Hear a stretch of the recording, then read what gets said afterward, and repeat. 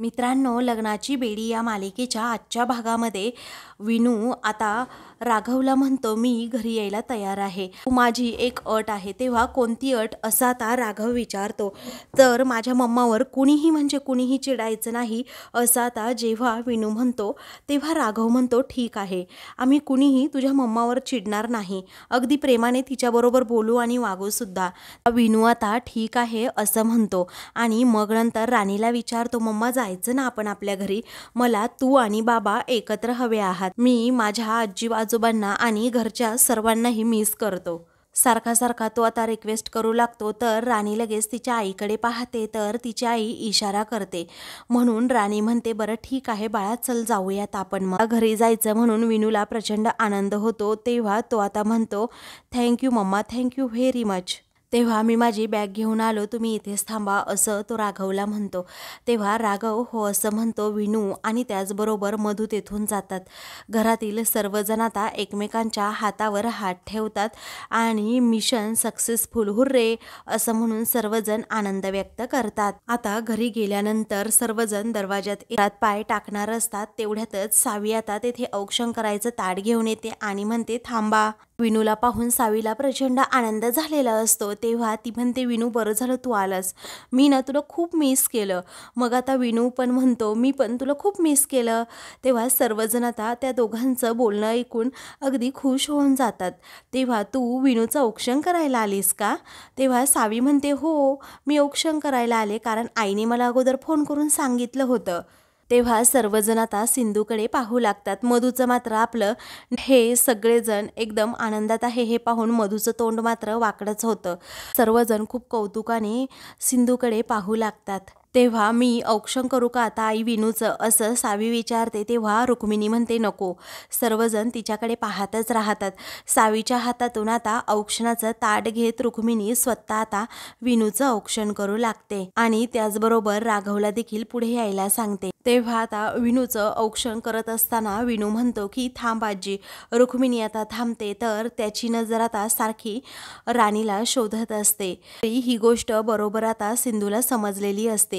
तेव्हा ती आता मनात विचार करते, विनूचा विश्वास जिंकायचा असेल तर मधूला नाईलाजाने का होईना मला आता मान द्यावाच लागेल. तेव्हा ती म्हणते, एक मिनिट हा काकू, मग आता विनूला काय झालंय नक्की असं राघव विचारतो. तेव्हा सिंधू म्हणते, हो सांगते की.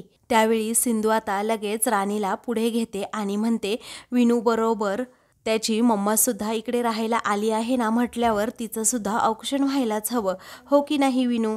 त्यावेळी विनू हो असं म्हणतो. सिंधू आणि विनू एकमेकांच्या हातावर आता टाळ्या देतात. नाईलाजाने आता रुक्मिणीला त्या राणीचं सुद्धा औक्षण करावं लागतं. त्यावेळी आता औक्षण झाल्यानंतर राजश्री म्हणते, चला आता सर्वांना भूक लागली असेल ना, मी पटकन सर्वांसाठी सर्वांच्याच आवडीचं जेवण बनवते. तेव्हा ठीक आहे असं सर्वजण आता म्हणतात. तर सर्वांनी फ्रेश व्हा आणि डायनिंग टेबलवर या.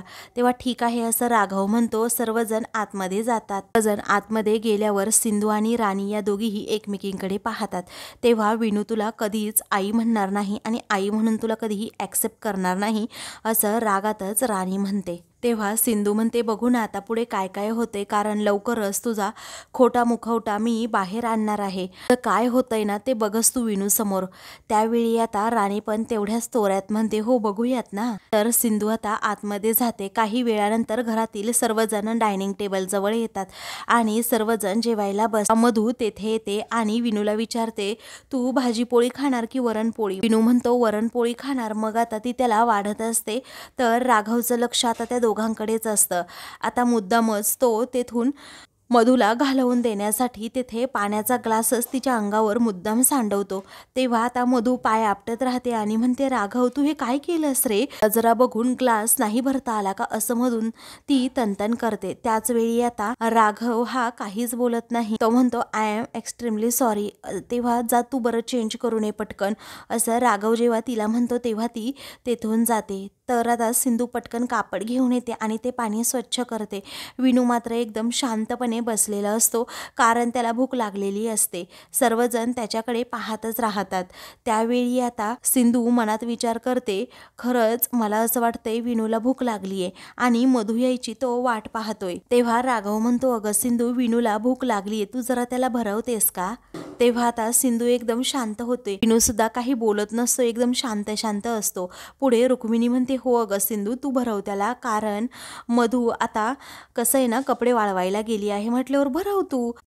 आता सर्वजण खूप फोर्स करत असतात, परंतु सिंधूचं मन मान्य करायला तयारच नसतं की मी विनूला आता या क्षणी भरवेन, कारण तिच्या मनात सतत प्रश्न आता येत असतात. कारण ज्यावेळी एकदा सिंधू ही विनूला भरवायला गेली होती तेव्हा त्याने तिचा हात झिडकारला होता आणि तिला अजिबात भरवू दिलं नव्हतं. त्याच्या आवडीच्या बटाट्याची भाजी बनवली होती, तरीही त्याने माझ्या हातून खाण्यासाठी स्पष्टपणे नकार दिलेला होता. हे आता सिंधूला सगळं काही आठवतं, त्याचमुळे सिंधू आता एकदम शांत होते. राघव विचारतो, काय झालं सिंधू? पण सिंधू आता काहीही सांगायला तयार नसते, कारण विनू पुन्हा एकदा अपमान करेल. त्यातून जर नाही खाल्लं तर काय होईल, हाच विचार आता तिच्या मनात सतत येत असतो. राघव म्हणतो, अगं झालं काय सिंधू, भरव ना तू विनूला. तर विनूची काहीच न एक्सप्रेशन पाहून आता सिंधू कोड्यातच पडते. घरातील सर्वजण आता तिला फोर्स करत असतात की भरव तू त्याला. घरातील सर्वजण म्हणतायत म्हणून सिंधू आता पुढाकार घेते आणि लगेच त्याला पहिला घास भरवते. तेव्हा सर्वांनाच खूप आनंद होतो, कारण सिंधूने आपल्या लेकराला खूप दिवसानंतर घास भरवलेला असतो. विनू सुद्धा सिंधूकडे पाहतो आणि गालात हसतो. तेव्हा सिंधू त्याच्या डोक्यावरून केसांमधून हात फिरवते आणि प्रेमानेच त्याला घास भरवू लागते. मायलेक खूप दिवसानंतर जवळ आले आणि त्या दोघांमधील थोडा का होईना दुरावा आता कमी होतोय, हा विचार आता राघवच्या मनात येतो आणि राघव देखील खूप खुश होतो. आता सिंधू त्याला घास भरवत असताना तेवढ्यातच राणी आता तेथे येते आणि म्हणते, अच्छा, म्हणजे असा प्लॅन होता का या दोघांचा? सिंधू आणि राघव असेच आहेत, नेहमी माझा प्लॅन फेल करतात. या विचाराने आता ती रागातच त्या दोघांकडे पाहते. सिंधूला आता विनूला भरवता यावं यासाठी मुद्दामच ही सगळी केलेली शाळा आहे यांची. तेव्हा आता तिला आठवतं की कशा प्रकारे राघवने माझ्या साडीवर पाणी सांडवलं होतं. आता या रत्नपारखींना मी जन्माची अद्दल घडवणारच, असं रागातच मधू विचार करते. त्यानंतर घरातील सर्वजण जेवण केल्यानंतर बसलेले असतात. तेव्हा सावी मात्र आता झोपत असते. तेव्हा विनू विचारतो, सावी, अगं तुला झोप आलीये का? मग आता ती म्हणते, अरे हो, खूप दिवसानंतर मी जास्तच जेवले ना, त्यामुळे झोप आलीये. तेव्हा सर्वजण तिच्यावर हसतात. विनू म्हणतो, मलाही ना सावी कंटाळा आलाय अगं खूप. तेव्हा सावी म्हणते, हो ना, मलाही असंच झालंय अरे. तेव्हा राघव म्हणतो, अरे असा कंटाळा येऊ देऊ नका, मी तुम्हा सर्वांची झोप उडवण्यासाठी एक गंमत सांगतो, म्हणजे आपण एक गेम खेळणार आहोत आता. तेव्हा विनू विचारतो, कोणता गेम खेळायचा? तेव्हा आउटडोर गेम खेळायचा की इनडोर खेळायचा? तेव्हा राघव म्हणतो, ऑफकोर्स आपण आउटडोर गेम खेळायचा आहे. तेव्हा विनू आणि सावीला खूपच आनंद होतो. ते जोराजोरात ओरडू लागतात. त्यांचा उत्साह पाहून घरातील सर्वांनाच आनंद होतो. तर मधू आता रागातच सगळ्यांकडे पाहत असते. त्यानंतर आपण सर्वांनीच आता जाऊयात बाहेर खेळायला, असं आता विनू म्हणतो. मग आता राजश्री म्हणते की नाही, तुम्ही सर्वजण जा, कारण मला खूप काम आहे. तेव्हा रुक्मिणी म्हणते, हो मलाही आराम करायचा आहे जरा, आणि उन्हामुळे जरा त्राससुद्धा होईल मला, मी आराम करते, तुम्ही जा सर्वजण.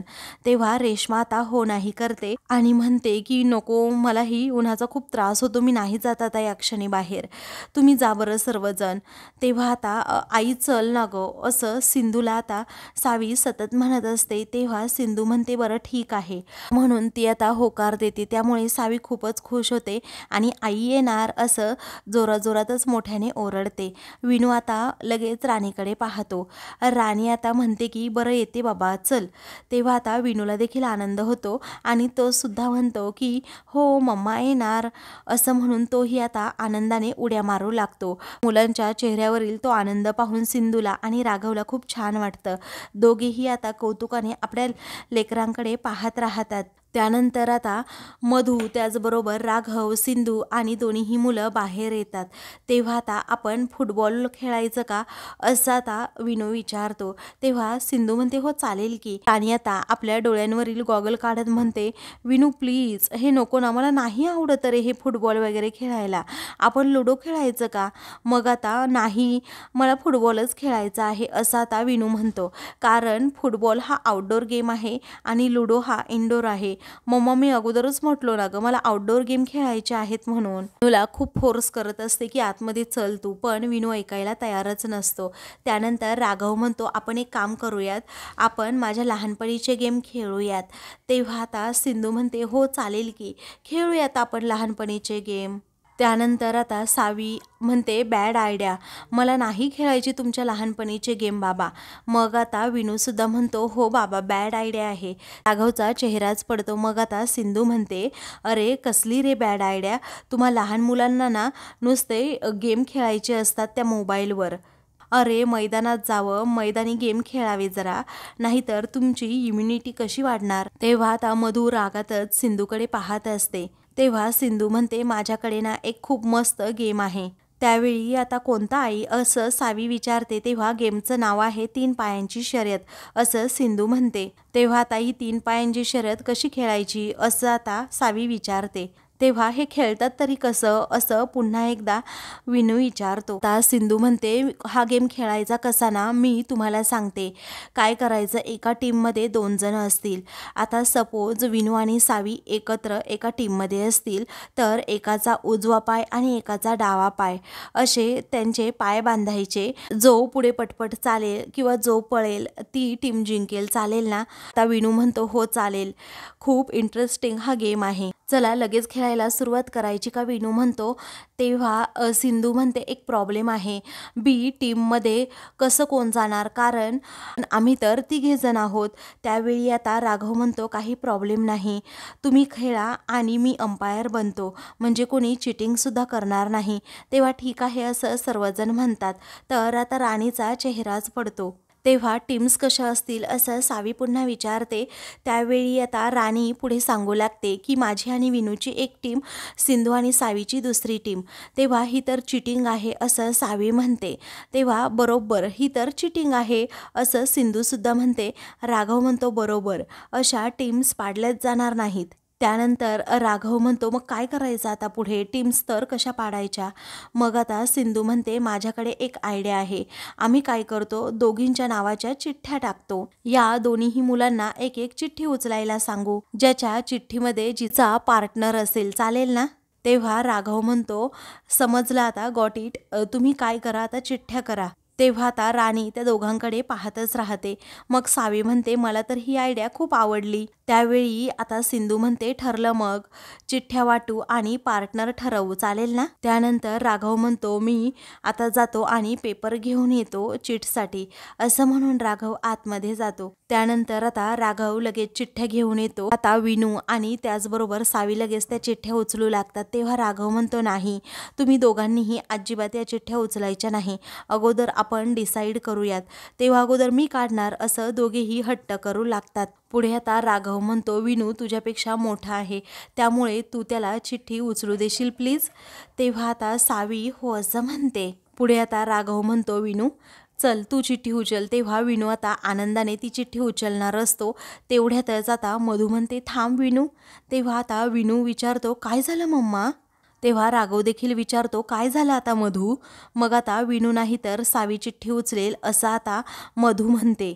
तेव्हा सर्वजण तिच्याकडे आता प्रश्नार्थक नजरेने पाहतच राहतात. त्यावेळी का असं राघव विचारतो. मग आता मधू म्हणते, मधू आता काही पण कारण सांगत असते. मधूला वाटतं की यांनी चिटिंग केली आहे, म्हणूनच आता मधू हे पाऊल उचलते. त्यावेळी आता विनू चिठ्ठी उचलणार होता ना, मग त्याला उचलू देणार राघव. पहिलं त्याला आपण सांगितलंय तो लहान आहे म्हणून, असं आता सिंधू राघवला म्हणते. त्यावेळी राघव म्हणतो तुमच्या दोघींचे पॉइंट्स बरोबर आहेत, परंतु कसं आहे ना सावी लहान आहे विनूपेक्षा, म्हटल्यावर आपण सावीला ती चिठ्ठी उचलून देऊ, चालेल ना सिंधू. पुढे आता राघव विचारतो विनू एक तुला विचारू का रे? तेव्हा विनू म्हणतो हो विचारा ना. मग आता राघव म्हणतो जर आपण सावीला चिठ्ठी उचलू दिली तर चालेल ना बाळा? मग आता तो म्हणतो हो बाबा नक्कीच चालेल, का नाही चालणार. तेव्हा गुड बॉय असं म्हणून राघव त्याचं कौतुक करतो. तेव्हा सावी आता लगेच चिठ्ठी उचलते. तेव्हा आता चिठ्ठी उचलल्यानंतर त्यामध्ये ती नाव पाहते तर मधूचं नाव असतं. म्हणून आता सिंधू विचारते काय ग कुणाचं नाव आहे? तेव्हा मधू काकूचं नाव आहे असं जोरातच आता सावी म्हणते. तेव्हा वा वा असं म्हणून सिंधू आता कौतुक करते. पुढे आता सिंधू म्हणते मधू काकू आणि सावी एक टीम, मी आणि विनू एक टीम, चालेल ना? तेव्हा आता सिंधू लगेच पुढे जाते आणि लगेच विनूच्या हातावर टाळी देते. तेव्हा आता सर्वजण खूप खुश असतात. राणी मात्र रागातच त्या सगळ्यांकडे पाहत असते, कारण तिचं नाव आता विनूबरोबर आलेलंच नसतं. मग आता सिंधू म्हणते राघव मी ओढण्या घेऊन येते. तेव्हा ठीक आहे असं राघव म्हणतो. आता सिंधू आणि विनू एकमेकांचे एक एक पाय बांधतात. त्याच वेळी आता मधू पाहते तर तिच्या दोन्हीही चिठ्ठ्यांवर मधूचं नाव असतं. त्यामुळे मधूला समजतं यांनी बरोबर चिटिंग केली. या विचाराने आता ती खूपच चिडते. तेव्हा राघव आता दोन्हीही टीमच्या आता मध्ये उभा राहतो आणि म्हणतो जी टीम आता पुढे त्या भिंतीला हात लावेल आणि पुन्हा माझ्या हातावर टाळी देईल ती टीम असेल विजेती टीम. तेव्हा आम्हीच जिंकणार आहोत राघव, आम्हीच जिंकणार असं आता जेव्हा सिंधू म्हणते राघव म्हणतो ओके. मग आता सावी सुद्धा म्हणते आम्हीच जिंकणार आहे.